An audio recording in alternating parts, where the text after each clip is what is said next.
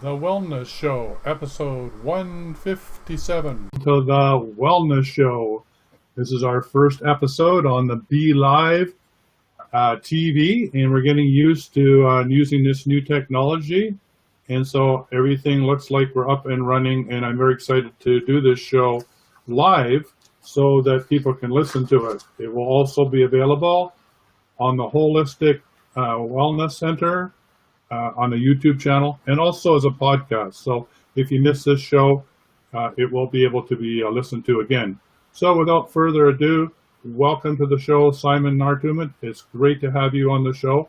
And let's do a little bit of background here using your short bio. So Simeon has, for 27 plus years, experienced exploring cosmic consciousness, a modern day mystic, future visionary, intuitive, higher dimensional channel, and cosmic consciousness and oneness professional. Certified in Usui Reiki, Johrei Healing, ThetaHealing, biotuning, sound healing, human BioAcoustics Sound Healing, Voyage to Heart, Intelligence, Spiritual Healer and Earth Steward with S.H.E.S, a minister, ordained liberal priest, and a degree in divinity. Core cosmic work is Soul Genesis Matrix. Learn more at his website, and that will also be in the show notes at the end of the show, and we'll bring it up again as we move through. So, Simeon, welcome to the show. You're welcome, Tyhson. I'm glad to be here, and actually my name is Simeon. It's like the biblical Simeon. My apologies. For all these years, I've been thinking of you as Simon, and there it is, Simeon. So, my apologies. That's quite okay. That's a common mistake. It's just that little E right after the M that kind of gets you. And many people have done that. No problem at all. So I know, we've been kind of loosely acquainted for a long time, and it's really good to be here with you tonight. Yeah, it's great to have you. And, I've been following your work for 15, 20 years, and the ins and outs of your exploration in the area of cosmic consciousness has always fascinated me, because you're really at what I would call the forerunners of this new wave of consciousness that we're birthing here on planet Earth. So I've always been excited to see what you're up to, and what you're offering, and how you're working with your clients, and what your network is up to. So that's why I'm excited. So can you explain what you mean by the term, the peace of the sacred how, which is a topic you wanted to talk about today? Yes. Well, we hear a lot about the now, but how we show up in the now is really where it's at. Because if you're in the now and you're not concerned with the how, you can show up in a reactive way. You can show up in a way that's dissonant with who you really are as a being of love, as a soul. And we want to really become more keenly aware of how we are showing up each and every moment of our lives. Are we showing up in the full presence of that which we truly are, which is a being of love, of infinite awareness, of infinite compassion? Or are we showing up as something less than that? And if you're human, you're going to be showing up as something a bit less than that. But if we hold our focus on what we really are, then that is what energy we draw into our space. And so as we enter into the sacred how, I called it, the how we're showing up in life for everything, each and every moment of every day, we find a deeper and deeper sense of peace, because we're aligning to who we really are that way. Well, thank you for clarifying that. The line I always say is very similar to yours, but you take it deeper, and that is, I ask people just to show up. The first thing is just show up. Don't try and fit in, just show up and be authentic. But that authentic part really is more clearly defined by you. Is what does that mean? That's not you in the human mind consciousness that's, locked in the matrix or confused about who you are. You're talking about the eternal now that's connected to source. That's the part that you want to show up.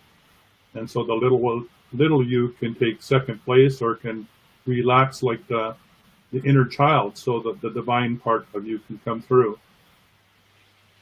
Yes, absolutely. And that's actually something that's been a part of my teachings now for a while, is the idea of our truth and our authenticity. What are we being authentic to?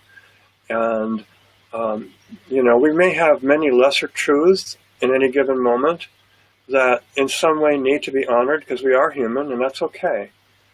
But as we're doing that, we really need to also be very aware of what our ultimate truth is, which there is only one truth in my reality, and that is love.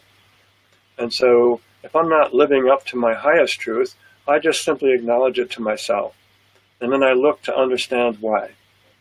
If I fool myself into believing that somehow this reaction I'm having is my truth, then that does become my truth, and I've closed the cosmic window on my soul. And I'm living now as a limited human being in the illusion of Maya and duking it out with the duality of things. And, that does happen to us. It still happens to me occasionally. I have enough awareness at this point where I tend to get back to where I need to fairly quickly. And that's a really wonderful thing. It's a wonderful experience to have that. And it took a long, long time to reach that. And yet I have discovered that it doesn't actually have to take a long time. It was taking a long time because I really wasn't approaching it in the right manner. And so maybe we could talk about how you approach it in the right manner, because, this is really the perennial question between human mind consciousness and being caught in the endless loops of all the past and all our doubts and shames and guilts and fears in our true nature, which is connected to source. And you're describing that moment in time when you catch yourself, when you have a choice to either go one way or the other. And if I understand you correctly, you're saying come from your heart. So you must have some way of knowing in that moment how to get to your heart, or know that you're coming from your heart, or how to have that aha. So could you sort of maybe explain that a bit more? Yes, definitely. First of all, you have to have developed enough self-awareness to recognize when you are in accord with your love being, or your heart, or your higher self, whatever you wish to call it, it doesn't really matter, and when you are not. And to be self-honest enough to acknowledge that. We can get into all sorts of denials that try to justify where we are because we're having a strong reaction. I've done it many times myself. And so the first thing we have to address is this, and we have to become totally, brutally self-honest with ourselves, and yet not be self-deprecating at the same time. We need to be loving and compassionate to ourselves also, and just go, oh, okay, I see what's happening, and now I request assistance from higher realms, from my soul. And that opens that door. And, there's a simple principle that really helps. And it's wherever our attention goes, energy flows. And I worked for years and years and years with chasing down the demons, trying to transform them. And for all the years of effort, I really didn't seem to have made a lot of progress. I was trying to fool myself into believing I had because of all the effort. I must have made progress. I must be a master by now. But, really I wasn't. And I was going through some difficult times. I was living in Hawaii at the time. And I had this revelation, kind of, you get these really good ones when you're near the bottom, right? And that for all the efforts I'd made on this one dynamic I was working with, a personal dynamic, for 10 years I really hadn't made that much progress. And I was very despondent. I felt like, what is the use? I'll never get there. This stuff is stronger than me. And there are beings that I communicate with in the higher dimensional realms. And this particular one was in the 5th dimension. There's many that I communicate in 7th or beyond. But and she came to me and says, well, are you ready for something different? And I said, well, yeah. Where you been, And she says, no. I says, where have you been? It's, you haven't been ready. So, but now you are. You're opening the door. And I said, okay, so how do I get out of this? How do I transform something like this? And she said, just look the other way and walk away. And I said, what? And she says, just look the other way and walk away. She said, whenever that shows up, don't pay it any attention. She goes, you're paying so much attention to it, you're just making it stronger and stronger, and then you keep having to try and transform it, and you keep putting more energy on it, and it's like a cat chasing its tail. She says, you're not going anywhere with it. That's the reason why. She said, so just, walk away. Just look where you want to go, and walk away to that place in your energy. And I said, well, that's like cheating. She goes, no, well, she goes, you might think that, but it really isn't. This is what you must do. This is true mastery. And she goes, it's actually pretty easy. So I thought, well, what do I have to lose at this point? So I started doing this. And in 3 months, I had actually moved past that dynamic more than I had in all that 10 years. At that point, my mind started trying to tell me this was all an illusion, and it was just, I was fooling myself. So I went back to her, and I said, well, I have a big doubter that's going on that this is just an illusion. I'm just basically fooling myself. And she said, well, she goes, what's the most real thing there is to a human being? And I thought about it for a minute, and I said, well, I guess it's my experience. And she goes, exactly right. She goes, what is your experience telling you? And I said, it's different. It's changed a lot. She goes, if your experience has changed and you can sustain that, then that's the most real thing you have. That is the basis of your entire reality. And that's where I started looking at how we create a reality differently than what I had previously. I realized that how we create our reality is an inside job. It's not about trying to pound all the external circumstances of our life into the boxes we want to see it in. And it's about how we show up. It's about how we're experiencing it, how we're responding to that. Because let's face it, reality and life are always going to bring things to our doorstep that maybe we'd prefer weren't there. I don't know of anyone who can say with honesty and truth that everything in life is exactly as they want it. And it just isn't that way. It's not what life is about. And so we can say we're learning our lessons. I kind of have a different view on that too, but that's a good start. And it's really about how we show up for it. Again, the sacred how. And that's how we create our reality. It's the inner response. And we are the only ones that have absolute control over our inner response. We don't have absolute control over the external circumstances of our life because that's a co-creative matrix. There's other beings involved. There's other energies, many of them, many overlapping spheres of reality that are involved in those circumstances. If we think that we're going to be able to force reality to comply with our idea about it, then we're going to continue to go through some difficulty. In the beginning, it seems to work. But as you progress... I think you're right. I'm just going to interrupt you just for a sec, because what you're saying is really quite profound, and I want to sort of catch it up if I can. So in the very beginning, we were talking about we have choices that we can make in every moment. And then you talked about you need to choose from your heart, and that your heart is connected to Source. And then you went on, and then and that was really an important, first point. And then another point that you just made, which was really profound as well, is stop chasing dragons, or stop chasing your tail, so to speak. Stop trying to figure things out. Stop trying to push the river. Let go. And as your higher self, through your angelic beings that came to you, said, just stop pushing. Just turn away. And everything in our culture teaches, no, you're only going to get ahead if you, push, if you work hard, if you strive, if it doesn't hurt, you're not going to build your muscles. You're not going to get anywhere. And what you're teaching is something absolutely contrary to the status quo. You're saying, no, walk away or turn away and step back into the flow, and it starts to flow with ease and grace. So I just wanted to reiterate that point, that what you're saying is really counter to most people's way of seeing the world.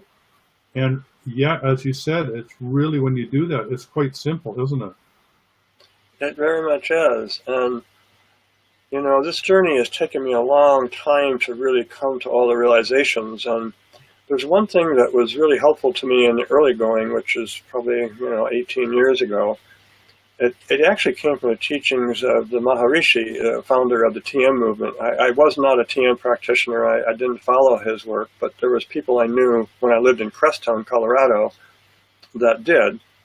And they came to me once with a page of a quote from some things he had said. And it was really quite profound. I didn't really know what I was working with inside at that time, but I was working with this idea about speaking our truth. And so it was very profound that they brought this to me at that time. And, there's so much that goes on and still goes on, where people feel they need to speak their truth. And really what it is, it's kind of a dumping of one's emotional baggage onto the lap of someone else. And I was really struggling with this because something inside of me, all that, this is what was being widely taught at the time. It's less widely taught now, but it still is out there. And it didn't feel right to me somehow. And Maharishi, Mahesh Yogi, he says, there was one line in it that really struck me, that I just brought me to tears for days. And he said, if you feel the need to speak your truth, and in so doing, you lose the heart connection, the good feeling you have in the heart with the other person, it is a spiritual loss. That really put it into perspective. It brings tears to me now. It's so deep and so profound and so true. It's like we lose sight. We have this emotional reaction and we want to justify it. We have what I call our justifier. And we have to really learn how to deal with our justifier and to get past that. And that was what I took on then, was coming to understand how to deal with the justifier. And it's actually pretty simple. It took me years to figure it out. But once you know, it's not hard. And I've taught it to other people, and they've gone very quickly through that space. And it's just very simple. All you have to do is just honor the justifier as having a role in your experience. It's just trying to help you. It's just trying to help you feel good inside. But it's not taking you in a direction that ultimately feels good in the long run. It's a short-term thing. So you just have to talk to it like a friend and explain to it that you appreciate its help. And I do this with everything inside of myself. And I teach others to do this. We have to be kind and compassionate to all aspects of our being, not go on witch hunts and demonize them. You cannot transform them this way. They get stronger.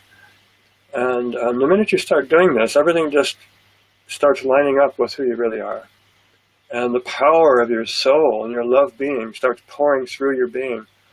And does it mean you'll never have any incoherent, dissonant moments? No, it doesn't. That's just not how it is here, unless you reach avatar status or something. I won't say that I'm there.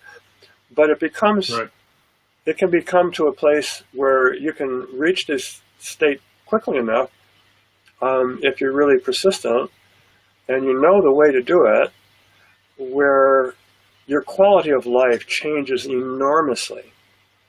And it just, you become more compassionate just naturally. I think we are naturally loving, compassionate beings. And when we really open to receiving that ourself from our own soul, then it automatically just starts to pour out of us towards others. That's the real principle behind loving yourself. So, you were talking about, one of the questions you wanted me to ask you is, creating the world. Do you believe that we really create our own reality? And we've been talking about that. We've been talking about the inner reality of loving ourselves as being the primary function of getting ourselves stabilized so that we can love other people unconditionally. That if we can't love ourselves, we can't love others. But part of that is, how we treat ourselves and how we show up as sovereign, authentic human beings, and creates the reality we live in. You want to talk a bit about that as we move from the inner world to the outer world?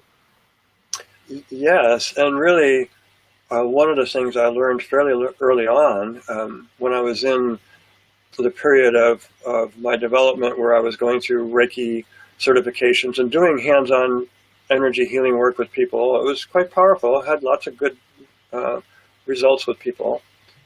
But I was working with some angelic beings at the time, and they told me to never see the other person that was showing up for healing as being separate from me. That there's something in that person that represents something I need to heal inside of myself. That's what they taught me. They said, so always take what's going on inside of yourself and put it into the same transformational crucible, the same flame with what you see they need help with. And both of you transform. That will be much more powerful, they said. And boy, it was. And, well, there came a time where I had like a lot of sessions booked up this one day, and maybe 8 or 9 in that day. I was just, I'm pretty much of a healing zealot at the time, and I would go all day. I'd get energized, but that morning I woke up, I felt really out of sorts. I did not feel good at all. I wasn't being sick. I was just going through a transformational moment, was all disraveled and disheveled, and didn't feel like I could work with people. And so, I kind of tuned into guidance, and I was feeling crummy about maybe canceling all those sessions, and my guidance said, well, if you really feel you must, you certainly can, you have the right to. So I called them all up. Well, almost every single one of those people gave me a ration about it, which told me I really wasn't very clear. And so I did reschedule them, and then I spent the rest of the day kind of meditating on this, trying to get square with myself. And my guidance came in and said, well, we assure you, you'll have another chance, because you really could have done this a different way today too. I said, oh? And they said, yes. When it comes up, we'll tell you about it. So sure enough, about 2 weeks later, it happened again. And I remembered this, and I said, okay, so how do I deal with this differently than I did last time? And they said, remember we told you about you put everything into the same crucible. So you do that, and within 10 minutes with the first person, it'll all be clear. And you'll love working all day like usual. And I went, no, not the way I'm feeling. This can't be possible. But I did it. And sure enough, that's exactly what happened. I just took all of that and I said, this person here, and that first person who showed up, they too were having a very bad day. So we had some commiseration, and then we went into the healing session, and I told them, I said, I'm having one too, and we're going to put it all into the same vehicle, and we're going to transform it together. I honored them as being something that could help me too. And it worked. And they went out of there with just big smiles. And so it was a real learning, because it's about the inner and the outer that you were bringing up. Where is the dividing line between inner and outer? This is a false boundary that we've created, just like you and I being self and other. These are the boundaries. On the one level, we have to honor them while we're still living, the part of us is still living inside of them. And the other part of us, we have to acknowledge that they really are illusions. And we have to look for the ways that we can work to dissolve those illusions. And that's one way, is to just always say, well, if I'm feeling something inside, I can't blame someone else for it. I must take full responsibility for what I'm feeling inside. We can't project what we're feeling. There's so much that goes on in the healing communities and the New Age communities and I've participated in it myself, where we talk about, we picked up bad energy from this person or this place, or we try to, shake off the energy that we picked up while healing someone. And my guides from the very get-go told me not to do those practices that were being taught where I was being certified. They said, don't do that, because you're reinforcing the reality of bad energy, and there really is none. And it took me a while to really understand that, but it is true. It's just all energy, and we qualify it. With yeah, the way that's a big one. especially when you talk about putting what you're working on in the crucible of the client that that shows up, in other words, and using the Ho'oponopono, there is no other, right? There, I Right. love you, I'm sorry, please forgive me. We're all one. So, being an exorcist of possession, then I guess I'm chasing some inner demons, which is really quite interesting when we look at it that way.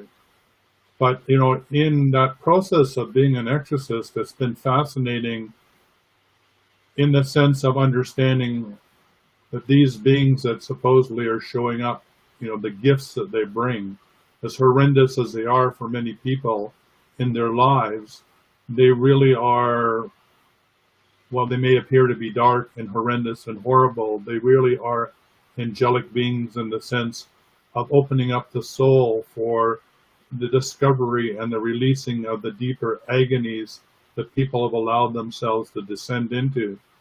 So I love what you're saying. It's really something for me to think about, particularly the comment you talked about before about chasing demons, right? I don't want to chase demons, but in dealing with other people's demons, to join them in that crucible of healing or discovery, or however we want to describe it, to me sounds like a very, very powerful process. And I thank you, not only from the point of view, and this is going to sound strange, of myself and the client, but also for the redeeming of the demon. Yes, well, there's a particular perspective that I started using, gosh, back in the 90s on this, and it works quite well. There was some points when I was still married with Maya, and we were living together and doing our work together in Crosstown, where we had some interference from some ETs. The Crosstown Valley has got a lot of those kind of things. It's not that other entities don't exist, but what I came to understand was that when you are a bright light, you basically kind of have a little sign hanging out in the etheric that says, I know the way home. And these other beings, they want to go home, and they show up. But when they show up, if we have resonance with them, or we're afraid of them, or we judge them in some way, then we wind up doing battle with them. Because that energy starts to enter inside of us, and it doesn't feel good, and we want to push it out. So that's when the battle begins. That's where the duality begins. And that's where we actually strengthen it, because then where our attention goes, energy flows. We're focusing on that, and we're strengthening that energy. So as this revelation started coming to me back in the 90s, there was one point where I was sitting in our little cabin in Crosstown, and all of a sudden I felt this energetic screw going into my field. And Maya and I had just been out to a place on the land where it was known to have some interactions. There was kind of a water portal there. And I saw the face of an ET. He was basically corkscrewing into my field to try and control me, basically, and do what they do. He was not one of the more evolved ones, And for a moment, I had this feeling of fear. And then I thought, no. I remembered all the teachings that I'd been receiving from the higher realms. And I just reached out energetically and grabbed onto the cord he was sending into my field. And I started pulling him into my field. I said, come on into the light. And his face just looked like completely freaked out. And there was like a shriek. And he yanked that cord out, and that was the last I saw of him. He did not want to go to the light. That's very interesting. Wow, that was really effective.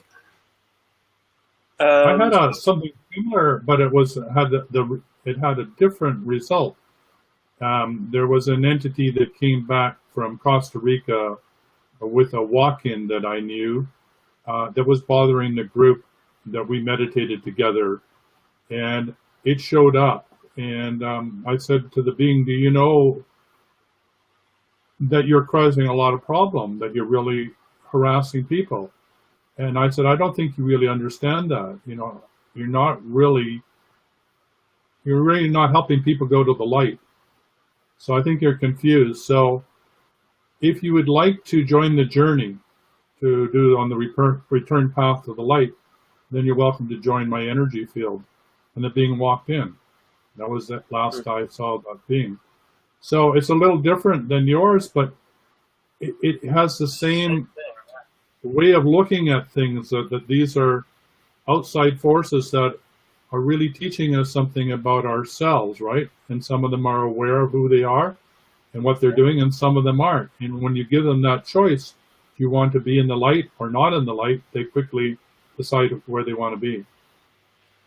Yeah, I've had a lot of those kind of experiences too, and they're less dramatic. But it's like, yes, and the reason you didn't see that being anymore, because he did. He went back home. He went to the light. You were a portal, and he saw he saw your light, and he came there, and you served the right purpose. You didn't fear him, and you didn't put out any dissonance toward him, and so he was able to just make the passage very, very easily.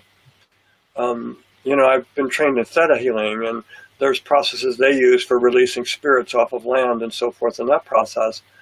And I've taken that process and kind of wrapped it up into some other things I do, but it's always about just inviting those beings to head into the light and to be free and liberated. Sometimes you have to talk to them. I've done it around graveyards a lot, especially here in England. We've gone for walks past these old, very ancient graveyards, and I mean, there's a lot of spirits hanging around there. And most of them, when you communicate with them and just tell them, your time's done here, you don't really, and they all have a little different scenario why they're still hanging out there, but you can just kind of say the same thing to most of them. Sometimes one or another will need a little bit of more specific treatment, but it's just a matter like talking to somebody who's hurting, really, just talking them through it. And then they go, and then it's like they come to an awareness, and then it's like, okay, they go, I'm free now. They're so happy. And I've sat by graveyards and just cried because it was so beautiful. Once they're releasing and they're gone, and changes everything. We did this by one place. And the land is so grateful. I mean, really, that's geopathic stress is really all that human energy that's locked in fault lines and energies that sort of the earth is trying to shake off as we go through this transmutation. So the more that we are led to do this work, to freeing the souls that are bound up in their own beliefs, or have actually through wizards and witchcraft and everything being bound into the earth, the more we can allow them to be free, the more quicker this transition can occur. So that brings me to the topic of cosmic consciousness and how it relates to healing and wellness. Yeah, well, cosmic consciousness, I mean, everything we're talking about, I've been talking about in regards to sacred how and where your attention goes, energy flows, it's all very related to cosmic consciousness, because in its core essence, cosmic consciousness is about the interconnectedness of everything. It's about living. I actually make a distinction between unity consciousness and oneness consciousness. It's helpful, it's just a model, but I see oneness as being in the unmanifest state. It's what we've come out of. And unity consciousness is in the manifest state, and it's what allows us to connect to the part of us that's in the unmanifest and experience the oneness by recognizing the interconnectedness of all of life, the web of life. And so cosmic consciousness is about developing the consciousness where being able to witness life and reality this way autonomously is occurring. And in the beginning stages, we get excited, about the idea of it and the principle of it. And then we start reading books and doing things and watching movies and all of these things. And it's important for us to really have some sort of a measure that we can apply inside of ourselves as to where we are in the process, not as a means of trying to compare ourselves to anyone, but just to compare where we've gone from one place in our journey to another, and to get a sense of our progress and what we may still have before us. I think that's important. It's like a roadmap on the, on evolution, roadmap for ascension of the being. And so, whenever what I use as that gauge, and what I teach people to use as that gauge, is how often am I reacting to something in life? In the course of a day, just at the end of the day, how many times did I react? And how many times did I have the opportunity to react and I didn't? Acknowledge both. And start getting a sense of the balance, because when we react, when I say react, I mean we become emotionally incoherent. We start feeling afraid. It's always based on fear. So then we become angry, or we become depressed, or we shut ourselves down, whatever the case may be. We have a lot of different ways of responding to fear. And if we can start to recognize how frequently we're reacting, and then say, just ask for guidance from our creator self to show us how not to react so many times tomorrow. It comes. Mm-hmm. But you have to be open enough to recognize you are reacting, and just be humble enough to say, I want to change that, and that it is happening. And not fool yourself into believing that because you read 15,000 books that you're there somehow. I've been there, and at some point you have to recognize that none of that really means anything. It's helpful. It can be part of the path. But it's like we really have to become a living example of what those books are telling us. And so do you believe that, from your perspective, that cosmic consciousness is an evolutionary state of consciousness that we are evolving to? Or do you believe that cosmic consciousness is a state of being that we all have, yet we're still clouded by our own confusion and our own inner belief systems and the matrix or whatever, that we've forgotten multidimensional cosmic consciousness beings? Which do you see as in your reality? Actually, a bit of both, because we already are everything that we need to be. There's a part of us that already knows everything we need to know to make our journey here on the earth a peaceful, loving one. But as you say, we have confusions going on. We have limitations in our being that we're working with. So what the beings I've worked with have helped me to understand is that there is an evolution going on, but it's really about learning how to get out of the way and allow what already is to become present. And there is a purpose in this. And to understand this, I'll try to keep this simple, but there's another model I use. People say everything is consciousness.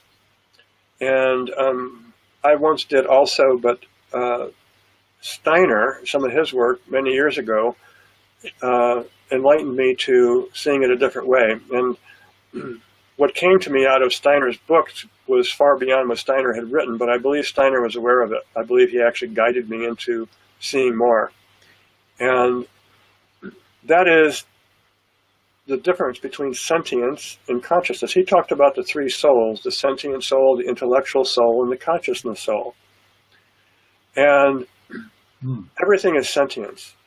Sentience is a point of awareness that moves from self out. It's not coming back. That's what rocks have. They have a lot of sentience. And there's a gradation of what happens. The intellectual soul, and the whole purpose of it, is to bend the ray of sentient awareness back upon itself and make it self-aware. And as it becomes self-aware, it becomes conscious. And that is the development of consciousness and the consciousness soul. And so as we become more fully conscious, the need for the intellect will fall away. And we will then just operate strictly from God mind, or the universal mind. There's no need for an individuated mind anymore, because we will then have full consciousness. and we'll be fully self-aware. And as a gauge of how self-aware we are, I once asked this of these beings I work with, and what can I use for this? And they said, well, if you had full self-awareness of all your energies, there would be nothing you couldn't accomplish in the earth. You could manifest anything you wanted straight out of the etheric, instantly. Your thoughts, you would have complete command of your energy. There would be nothing opposing it, and it would be instantaneous. And I said, oh, so I have quite a bit of unconsciousness, as I said. In a nutshell, yes. And they said, that's your job, is to slowly dissolve that. And that's part of the evolutionary process. You and I have to work then. Yeah. And so, it's like if we don't have full command of all of that energy, then we're not fully conscious. And the whole trip's not about manifestation to start with. That's just an example.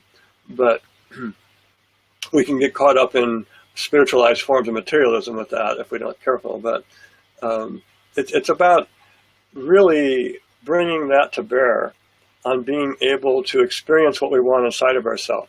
Just think about it. That's what everybody really wants. And all the ways they go about it is what we're dealing with. Everybody really just wants to experience exactly what they want to experience when they want to experience it inside of themselves. That's all. The only people who get in their own way how to do that. Yeah, and everybody's got their idea about it. Yeah. So we need the car, or we need this, or we need the money. We need the partner. We need something other than ourselves to experience it, and that's okay. It's part of the journey. We're not meant to do it alone. We're supposed to experience life here, but it becomes different. What you just said about intellect is interesting too, because when you said that when you're part in the cosmic consciousness, in the divine flow, then anything and everything that you need to know, or even manifesting what you need, is present in the moment, in the now moment. So the need for the intellect falls away. Yet here we are in a culture that loves the intellect and thrives on the intellect and encourages the intellect and encourages us to go to university and get really entrenched in the intellect. And so it's interesting that again, the paradigm that we're being taught is an antithesis to what it is that will allow us to discover who we truly are, to be sovereign, to be authentic, to come from our hearts, to show up, to do it with ease and grace, to get out of our minds and get into our hearts, and to discover that we are already enlightened, so to speak, and can already, like you say, manifest whatever it is that we want in the now moment if we can somehow remember to get out of our own way. It's sort of like a big cosmic joke. It is. It's, and it's like we go looking all these different places and it's all right there. And I know a lot of people talk about this, but it's like, it's not that hard to learn to experience it. I've been working for years. I've pulled back a lot from working with people. I'm starting to come back to it now for a number of years. Well, since I've moved here to England, it's been a big transition, first of all. And secondly, I felt like pulling back was appropriate from working with other people so that I could carry out more experiments in the laboratory itself. And it's a little bit hard to do when you're in the role of a facilitator a lot. And you just need to really be with yourself. And I've learned a lot in these last few years doing this.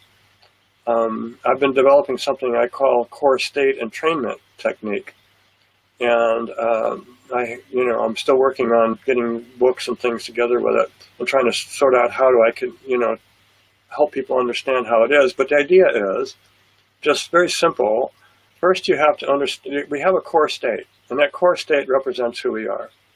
Now, I've experienced this very powerfully in a number of really powerful mystical experiences in the past. It just resonates in my soul when I bring those memories in. So that's not too hard for me to go to that place. Just call up that memory. But it's also, most people, not everyone, but most people have memory of times when they experienced a lot of joy, a lot of happiness, something that was deep. It wasn't just frivolous.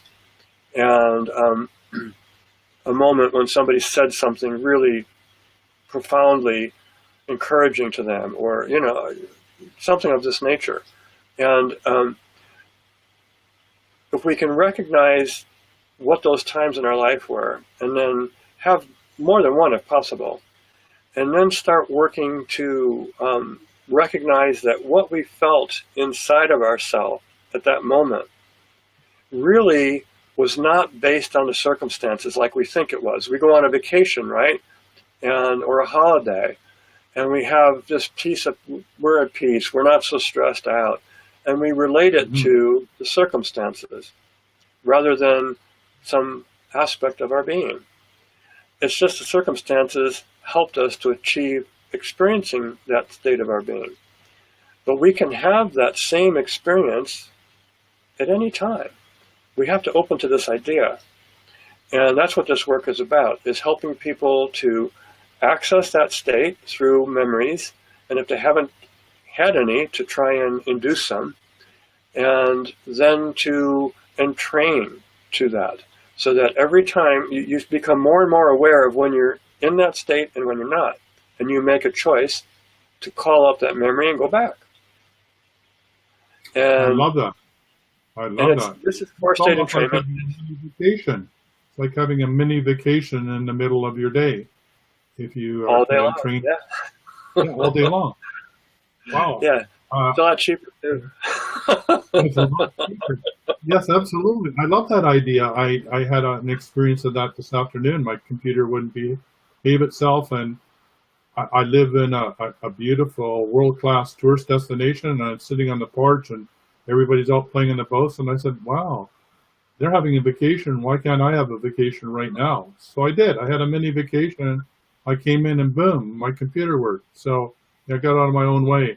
So I love what you're saying. You're really teaching people, like, what is that trigger that will allow you to remember those profound states of grace that we have and get you back there in the shortest amount of time. I love that. That will be helpful for many, many people. So what did you call this new technique, and where are you with it? And as we get close to the end of the show, how do people find you and get to work with you? I know you're starting to come out of retreat now and starting to get ready to step back in the world and possibly have clients. So we might as well get that all lined up for you. Yeah, actually my cosmicconsciousnessonline.com is a website I've worked through for years with my channeling work and healing work and cosmic consciousness work. There's ways of getting a hold of me on the site. If they want to, the core work that I'm doing, what I call soul genesis matrix work, I do sessions. The initial session, it says on the website it's an hour and a half, but most of them go close, anywhere from 2.5 to 3, because I just do not stop the transmission. And if people are engaging me with questions, which some do more than others, it can go longer, and I don't cut it short. I'm just not that way. And that is a very, very powerful experience. Of all the work I've done through all the last 27 years, it's the only one that every single person who's done a session has said they've received something of enormous value. You know, nobody's asked for their money back. Nobody's had any complaints. With other work, there's always, it's been not a lot, but there's always a few. And this one here has not had any of that. And I've worked with hundreds of people. It's a very powerful system, and it's based, Soul Genesis Matrix is based on, we have a human vehicle, and this human vehicle has built-in limitations. We wind up spending a lot of our time as a human being trying to fight these limitations and get free of them. But the fact of the matter is they're built into the vehicle. And if we're fighting the vehicle, trying to get free of it, then we're actually not going to be very effective in using it as the tool that we as a soul created it for. That's the act of soul genesis, is creating this limited human vehicle that we're now inhabiting. So it's kind of like, on the one hand, getting an owner's manual, understanding the energetics of this vehicle, what it's designed to do, what it will do, what it won't do. Every person is wired differently for listening to spirit, and it's all in the body. So there's different pathways. Understanding those energetic pathways and how to align to them, you can hear more clearly. Understanding the nature of your genetic frequency, understanding these things. It comes out of some other systems, and those systems have a lot of ceilings in their awareness. So I've taken the information and I've put it into a context that breaks it free from those limitations of an awareness. And the idea is for you to identify with you as the soul being that created the vehicle, not the vehicle itself. So there are some people out there doing things with astrology and so forth that help people free themselves from the vehicle. But most of the time when you get one of those types of sessions, you are identifying with the limitations you see in the vehicle that are being identified with the system, whatever it is, astrology, numerology, tarot. And that can be helpful still, but there comes a time when you really need to say, this vehicle is not me, it's something that I'm using as a tool. And what that does is it extracts your awareness outside the vehicle so it can be used more effectively. It's like if you're trying to build something with a hammer and your awareness is inside of the hammer, you're not going to be very effective at being able to guide the head of that hammer to the nail. You're going to hit it once in a while, but most of the time you're going to be missing because you don't have a big enough scope of awareness to guide it. But if you bring your awareness outside of that hammer, now you can guide it to the nail. And that's really what we need to do with our human vehicles, and understanding them sets us free. We all have, it also identifies a core fear, and that core fear is also our core potential. So we look at that. It's a Venus dynamic, actually. And so if we understand what our core fear is, and it underlies every fear we ever have had and ever will have. And there's a lot of contemplations that one can do with that. It took me a couple of years to really see how that really did underlie everything for me. Did you call it your genius factor? Did I get that right? Pardon? Did you call it your genius factor? Your core fear and core potential. In this system that I'm using, which I channeled the system that overlays the information that comes that's based on other systems, and they call it the S.H.E.S 0 point. It's 0 point because you will bring all of your fear back to center on 0 point and zero it out. And now, once your core fear is your core potential, you start experiencing the potential of it instead of the fear. It's powerful. It's always going to be. I kept getting the word genius factor. Did I? Well, it is part of it. Maya has actually channeled something about when you identify into that 0 point, then it becomes your genius factor. It's like it sets you free. Yep, it does. So this body of information, which is really, from a holistic point of view, bringing other systems together, freeing them from the limitations of what those systems are, how they were conceived and whatever, teaching people that their human body is like their spacesuit. It's only to be used in this incarnation on this planet, but you are greater than that.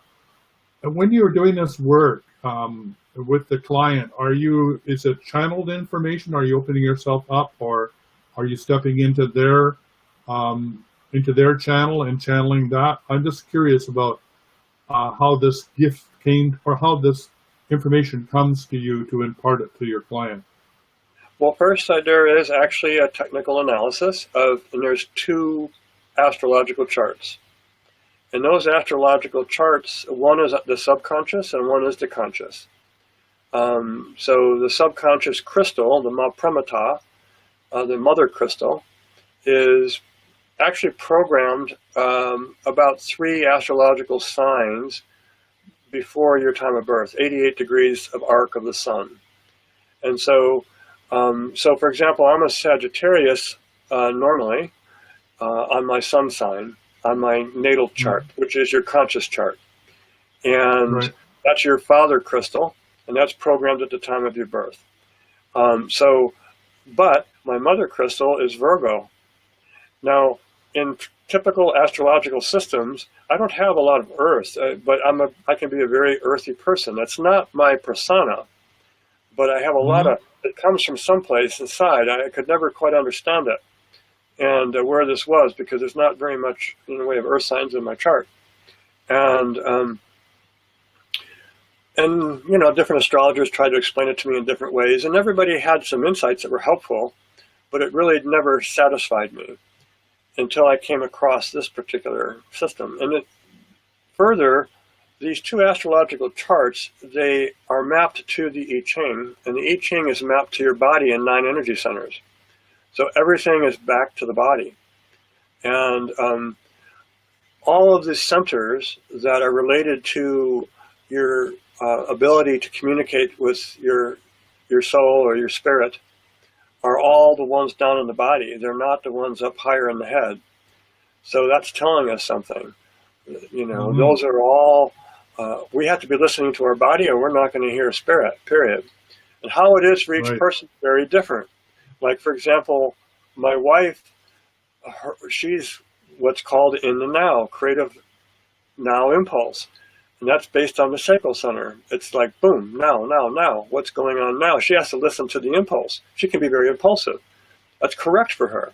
If she doesn't do this, it won't be correct. People put judgment on people like that. Me, my center is in the emotional center, the solar plexus. That's about feeling through time. It's very slow, but it's very deep. And so we make an odd couple, right? We've had to learn this understanding alone goes a long way in a relationship, trying to figure out how to make things work, because you don't get into arguments if you understand each other's difference. You're just honoring the other person and going, well, okay, that needs to be that way for her. And sometimes I need to go with her decisions and trust if she's the right person for me, and she's leading on that decision, then it should be the right decision for me, and it usually is. Other times she'll not really know, and she'll say, well, then let him take the deeper process and we'll determine what's going on. So it's a beautiful exchange that can happen. You can do a lot of relationship work with this particular system as well. It's helpful for mothers and parents to understand their children, especially when they're young, so they can really honor them for who they are and understand when, you know, they're doing something that maybe they didn't expect. Where is it coming from? You can identify a lot of these things through this system. No system can tell you about the person's programming from a previous lifetime necessarily, or what their journey in this life was, especially if they're getting on, 25, 30 or more years old. Then you have some conditioning from your life. It's not going to tell you about that, but it can tell you a lot about what the primary patterns are probably going to be like, not what the actual circumstances were. And so everybody has different ways of going into it. And every time I do a session for someone, they teach me a lot about the system, because I always am open to them saying, well, no, it's not quite like that, but I know what you're talking about. It's more like this. I go, oh, I never thought about it being that way with this energy. Yes, that archetype could do this too. Yes, thank you. And then we move down that path. So we inform each other in the session. It's interactive. And it gives people a handle on who they are as a soul, why they created this human vehicle, what the purpose of it was. And the purpose isn't about what you do, but how you do it. And what kind of consciousness archetypes you have to bring to that.